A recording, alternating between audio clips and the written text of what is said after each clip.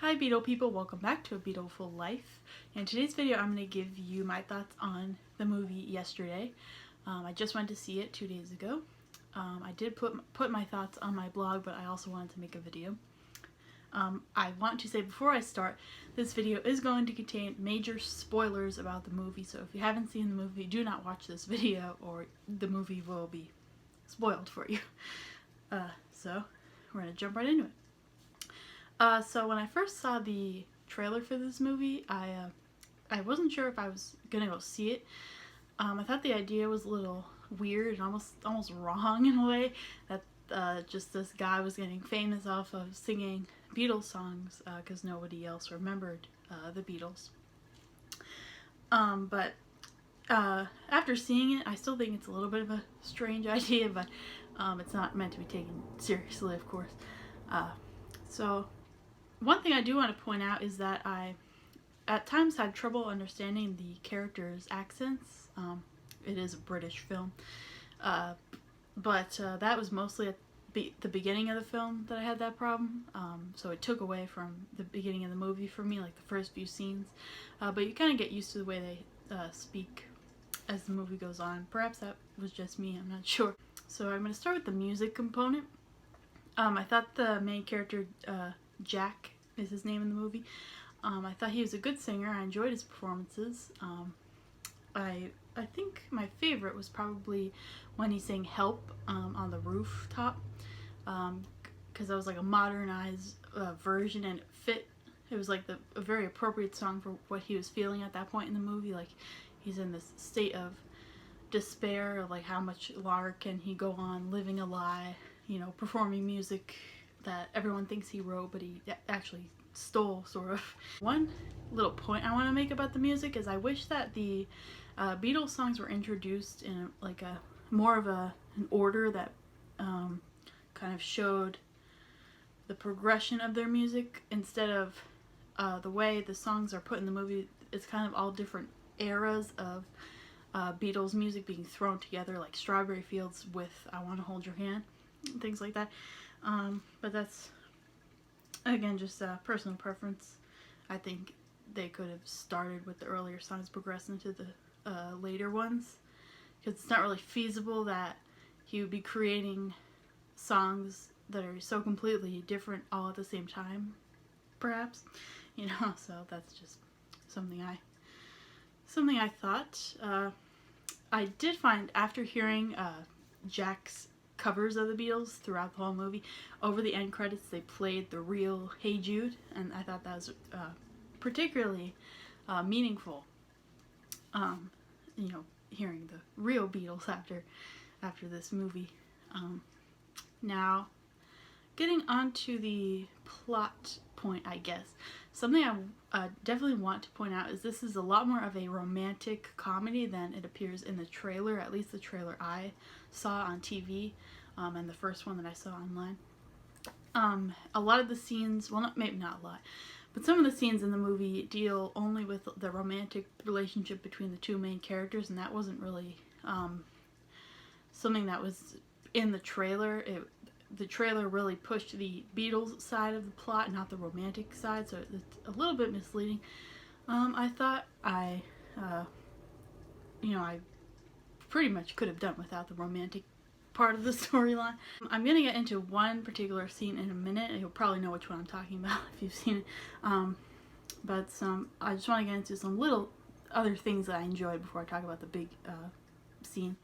So I really liked the concerts. I really liked seeing the performances at all the different venues, and he had his own little rooftop concert as well. And the big stadium performance was cool as well, like nice visual. And a character I liked was Ed Sheeran's manager, who probably is, I would imagine, not actually his manager. I thought she was really funny, and I enjoyed her scenes. Some other scenes I liked were when Jack visited Liverpool, of course, Penny Lane, Strawberry Fields, etc. That was nice. Now I want to get into a big scene, I guess you could say, that was definitely unexpected. However, I must say I knew it was coming because I accidentally read a spoiler the day prior, but I didn't know exactly what was coming, but I had an idea. So here is the scene. So two people approach Jack in the movie, and they are the only two others who remember the Beatles. So they basically thank him for keeping the songs alive, and he thinks they're going to be mad at him. But they give him what we are made to believe is an address on a piece of paper, and he follows that address to this little house by the water.